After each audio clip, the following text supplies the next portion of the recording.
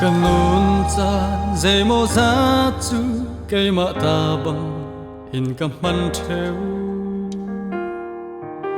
cả thiêm thiên na dòng cây mà mình chặt nạc ra cầm măn tô chan dây mô giá chung chú mình chặt nạc lệ lột lên nạc dòng cầm hù về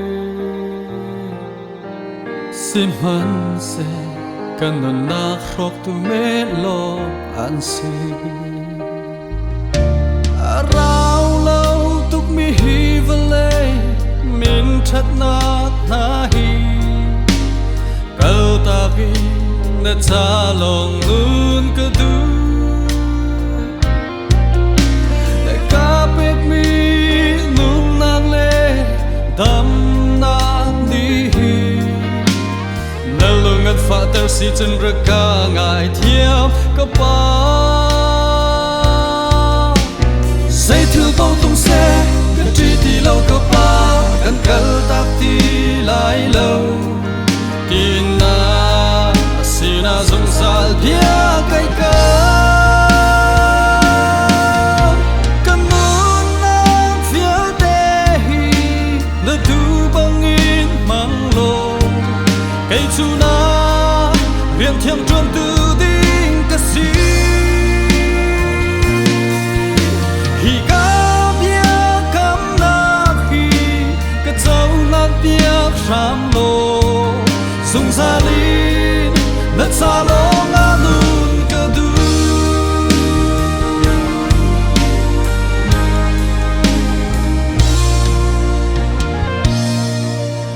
Ca nun na ni hin na riêng thiêng cho truan về tôn man se Nam mi nung si ning in le rikhia biakin a truan to Sik man se le mi hani an tem lâu mi nang ngam na a chau Cả si nu chân đại tháng ngầm sẽ lâu Rao lâu tuk mi hi vân lê Min thật na hi Cơ ta ki na cha lòng ngưng cơ du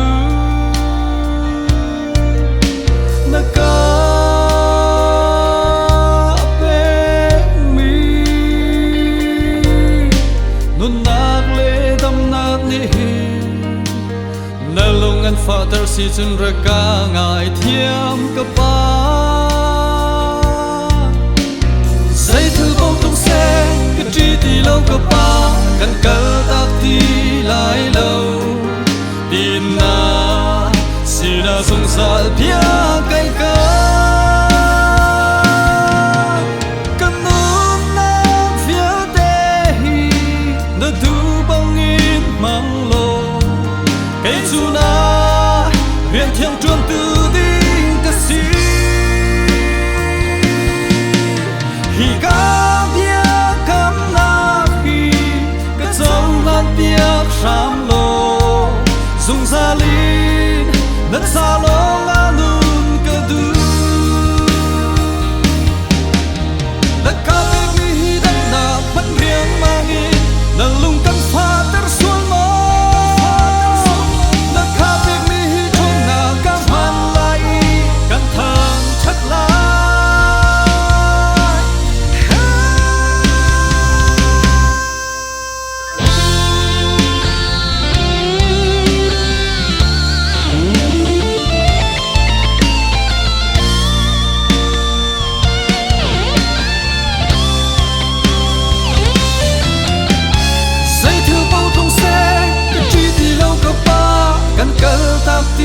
lại lâu